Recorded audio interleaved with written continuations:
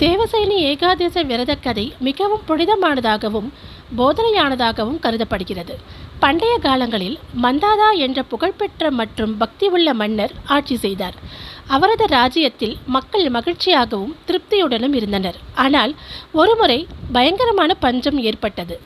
பல ஆண்டுகளாக மழை இல்லாததால் மக்கள் பசி மற்றும் தாகத்தால் அவதிப்படத் தொடங்கினர்.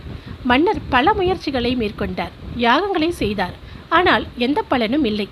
பின்னர் அவர் மகரிஷி ஹங்கிரசரிடம் சென்று தனது கவலையை தெரிவித்தார். ஆஷாட சுக்ல ஏகாதசி நாளில் தேவசயனி ஏகாதசி விரதம் கடைபிடிக்க மகரிஷி அங்கிரஸ் அறிவுறுத்தினார். மன்னர் முழு சடங்குகளுடனும் இந்த விரதத்தை கடைபிடித்தார். இரவு முழுவதும் விழித்திருந்து விஷ்ணு பக்தியில் மூழ்கினார். இதன் விளைவாக அவரது ராஜ்யத்தில் பலத்த மழை பெய்தது மற்றும் பஞ்சம் முடிவுக்கு வந்தது. இந்த விரதம் இயற்கை பேரழிவுகளை நீக்குவது மட்டுமல்லாமல் பாவங்களை அழித்து வாழ்க்கையில் மகிழ்ச்சி, அமைதி மற்றும் செழிப்பை கொண்டு வருகிறது.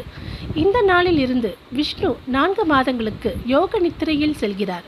சதுர்மாசம் என்று அழைக்கப்படுகிறது. எனவே இந்த ஏகாதசி மிகவும் புனிதமானதாக கருதப்படுகிறது. இந்த நாளில் உங்கள் ராசிக்கேற்ப நடவடிக்கைகளை எடுப்பது சிறப்பு நன்மைகளை